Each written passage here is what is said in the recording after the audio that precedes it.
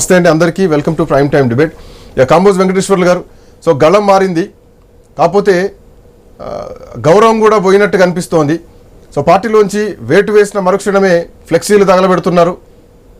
ఎంతైనా కొంచెం కన్న తండ్రి ఆయన ఆవేదన ఎట్లా ఉందో కానీ బీఆర్ఎస్ పార్టీ మరి ఫ్లెక్సీలు తగలబెట్టాలు, దిష్టి బొమ్మలు తగలబెట్టాలు, డౌన్ డౌన్ నినాదాలు చేయడాలు. సో వెంటనే స్టాండ్ మార్చింది. బట్ రేపటి నుంచి కవిత ప్రయాణం ఖచ్చితంగా బీఆర్ఎస్ పార్టీని విమర్శిస్తూనే ప్రభుత్వాన్ని కూడా విమర్శించే అవకాశాలు ఉన్నాయి. ఎట్లా ఎదుర్కోబోతున్నారు, ఎట్లా చూస్తున్నారు? Good evening panel members and INS viewers కు వెరీ గుడ్ ఈవినింగ్. ఇదే అంశాన్ని నిన్న మనం చర్చించుకున్నాం శ్రీకాంత్ గారు. ఈ రోజు ఏం జరగబోతుందని మీకు నిన్ననే చెప్పాను. నిన్న చాలా శేష్ సార్ చాలా విపులంగా నవ్వుకుంటూ చాలా విషయాలు చెప్పిండ్రు. నన్ను నిన్న క్వశ్చన్లు అడుగుతుంటే శేష్ సార్ చాలాసేపు అబ్జర్వేషన్ పెద్ద భూతద్దంలో పెట్టి చూసిర్రు. ఎందుకంటే అంత క్రిటికల్ క్వశ్చన్లు వేశారు. సేమ్ అదే పరిస్థితి ఇలా తేట తెల్లం అయిపోయింది. కవిత గారికి నిన్న నేను ఒక మెంటర్ అంటే మెంటర్ అంటే ఒక గురువు, రాజకీయ గురువు లేడన్న, మీరేమో మెంటల్ అన్నారు. కానీ ఇప్పుడు కవిత గారికి మెంటర్ లేక పరేషాన్లో పడ్డది. నేను ఏమంటున్నంటే నాకు గర్కానై నాకు ఘాట్కానై పరిస్థితిలో ఉన్నది. ఎందుకంటే భారతదేశ చరిత్ర తీసుకుంటే, ప్రాంతీయ పార్టీల చరిత్ర తీసుకుంటే, జాతీయ పార్టీల చరిత్ర తీసుకుంటే, తల్లికి అడ్డం వచ్చినా తండ్రికి అడ్డం వచ్చినా కొన్ని ప్రాంతీయ పార్టీలు నిర్దాక్షిణ్యంగా కొడుకులను బిడ్డలను బహిష్కరించిన దాఖలాలు మనకు కనబడుతున్నాయి. ఎందుకంటే ఎప్పుడు కూడా ఇలా ములాయం సింగ్ యాదవ్ గారి పరిస్థితి యూపీలో కూడా అదే జరిగింది. ఒకవేళ నిజాయితీతో కవిత గారు ఏమైనా పార్టీ పెట్టుకుంటారా అంటే ఆ పరిస్థితి తెలంగాణలో నలుమూలలు ఎక్కడ కనబడడం లేదు. ఎందుకంటే ప్రాధాన్యంగా బీఆర్ఎస్ పార్టీయే ఉన్నది. రాజకీయ భవిష్యత్తు ఓన్లీ బీఆర్ఎస్ పార్టీకే ఉన్నది. ఎందుకంటే ఆల్రెడీ కాంగ్రెస్ ఖతం అయిపోయింది. రేపటి ఎలక్షన్ లో తేడా తెల్లం అయిపోతుంది. కాబట్టి కవితకు వేరే ఆప్షన్ అయితే ఏం కనిపించట్లేదు. కాంగ్రెస్ పార్టీలో పోతే తండ్రిని మోసం చేసి పార్టీని బ్లేమ్ చేసి కాంగ్రెస్ పార్టీ దొంగలతో కలిసారని రేపు పొద్దున మీరే అంటారు. బీజేపీలోకి పోయే పరిస్థితి లేదు. బట్ ఆమెకు ముఖ్యమంత్రి కావాలన్నటువంటి ఓ చిరకాల కోరిక ఉంది. సో అక్కడి వరకు వెళ్ళాలి, ఇంకో 10 ఏళ్ళు 20 ఏళ్ళు ట్రావెల్ చేయాలంటే ఇప్పుడు కవిత ముందున్న ఆప్షన్ పార్టీ మాత్రమే.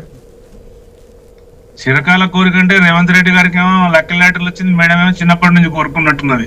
నేను ఏమంటున్నంటే రాజకీయ అంశాలకు సంబంధించిన ఏ వ్యక్తి అయినా చిన్న కార్యకర్త నుంచి రాష్ట్ర నాయకుని వరకు వివిధ స్థాయిలో తనకు కావలసినటువంటి ప్రజాప్రతినిధి యొక్క కావాల్సిన కళలు ఎవరైనా కంటారు. అట్లా కవిత గారు ఏదైనా కళలు కనొచ్చు, కానీ ఆ స్థాయిలో మీరు వర్క్ చేయాలి. ఆ స్థాయిలో ఇలా ఏ స్థాయిలో వర్క్ చేసి రేవంత్ రెడ్డి గారు ముఖ్యమంత్రి అయినో తెలుసుకోవాలి మనం.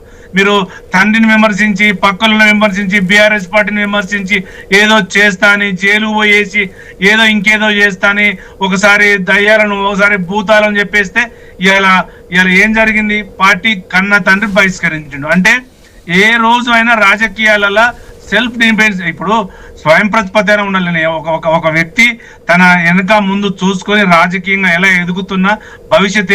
ఇలా కేసీఆర్ గారి కూతురు కవిత గారు 16, 17, 18, 20 సంవత్సరాలు తెలంగాణ ఉద్యమంలో పతాక స్థాయికి చేరినటువంటి వ్యక్తి ఇవాళ ఒక పార్టీలకు వెళ్ళి సస్పెండ్ అయిపోయిందంటే ఏ స్థాయిలో ఉన్నదో మీరు అర్థం చేసుకోవాలి. ఆమె పార్టీ పెట్టుకుంటే ఆమె ఇష్టం, వేరే పార్టీలో పోతే ఆమె ఇష్టం. మేము ఎవరు అడ్డుపడవు. కేసీఆర్ గారు ఉత్తరం చెప్పాడు. ఎందుకంటే నేను నిన్ననే చెప్పిన, కార్యకర్త సమూల కార్యకర్తనైనా, రాష్ట్ర కార్యదర్శి అయినా, జిల్లా పార్టీ ప్రెసిడెంట్ అయినా, కూతురు అయినా, కొడుకు అయినా కేసీఆర్ గారు తెలంగాణ కోసం అందరి వ్యక్తులను ఒకే స్థాయిలో చూస్తాడు తప్ప ఏదో చిన్నగా ఒకరిని పెద్ద ఒకరిని చూసే పరిస్థితులు కనబడవు. ఎందుకంటే నేను 25 సంవత్సరాలుగా ప్రతిదీ అబ్జర్వ్ చేస్తూ వస్తున్నా. కేసీఆర్ గారి ఆలోచన ఎలా ఉంటది, ఆయన నడవడికడ ఎలా ఉంటది, కేసీఆర్ గారు తెలంగాణ గురించి ఏం ఆలోచన చేస్తాడు అదే చెప్తున్నా తప్ప కేసీఆర్ గారు ఏదో పెద్దగా బిడ్డను బహిష్కరించడం ఏం లేదు. దీంట్లో ఆయన కేసీఆర్ గారు ఈ సౌత్ ఇండియాలో, భారతదేశంలో హిస్టరీలో సృష్టించుండు. ఇలా ప్రపంచ స్థాయిలో ఎవ్వరు లేని కొంతమంది కుహన మేధావులకు చరిత్ర సృష్టించిన కేసీఆర్ చరిత్రలో అసలు ఒక తిరుగులేనటువంటి నిర్ణయం కన్న కూతురు విషయంలో తీసుకోవడమే ఇక్కడ చాలా ఆలోచించాల్సినటువంటి పరిస్థితి వస్తుంది. అంటే కనీసం సర్దు మరిగించుకోలేకపోయారా?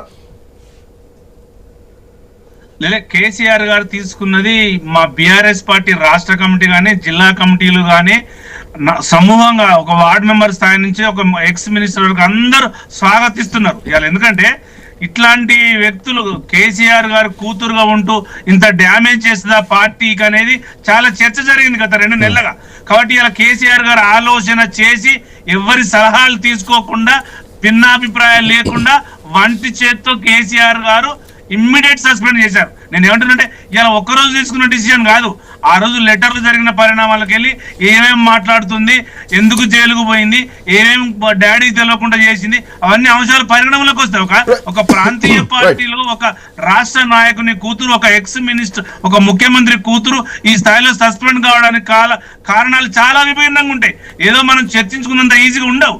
ఎందుకంటే తప్పులున్నాయా, ఒప్పులున్నాయా, ప్రజలు ఏం ఆకర్షిస్తున్నారు, ప్రజలు ఏం కోరుకుంటున్నారు అనేది కూడా కావాలి. నేను ఏమంటున్నానంటే సస్పెండ్ చేయడంలో బీఆర్ఎస్ పార్టీ చాలా వ్యూహాత్మకంగా చర్చించి నిర్ణయం తీసుకొని సస్పెండ్ చేసింది. చాలా మేలు జరుగుతుంది రాబోయే కాలంలో పార్టీకి. ఎందుకంటే కొంతమంది కవితన్నప్పుడు పార్టీకి డ్యామేజ్ జరిగింది, కవిత లేకపోతే మేలు జరుగుతుందా? 100% కవిత గారిని ఎప్పుడైతే కేసు వచ్చిందో, ఈడీ కేసు అయిందో అప్పుడే సస్పెండ్ చేసిండే ఇలా మాకు ఒక 6-7 ఎంపీలు గెలిచేవాళ్ళం మేము. ఎందుకంటే మాకు తెలుసు ఓటు బ్యాంక్ ఎక్కడ పర్సంటేజ్ ప్రకారం పోయింది, ఎక్కడ తగ్గింది, ఎక్కడ పెరిగింది. 92 లక్షల ఓట్లు కాంగ్రెస్కి వస్తే 90,20,000 ఓట్లు మాకు వచ్చినాయి. ఓన్లీ 1,70,000 మెజార్టీతోని మేము 39 వెళ్తే వాళ్ళు దాదాపుగా 64 గెలిచారు. అదే ఎలక్షన్ వచ్చేసరికి మేము థర్డ్ లీడింగ్ వెళ్ళిపోయినాం ఎంపీకి. అంటే ఈ డ్యామేజ్ అంతా కవిత వల్లనే పడ్డది, ఈ డ్యామేజ్ అంతా కవిత ద్వారానే జరిగింది అని ప్రజలు గ్రహిస్తున్నారు.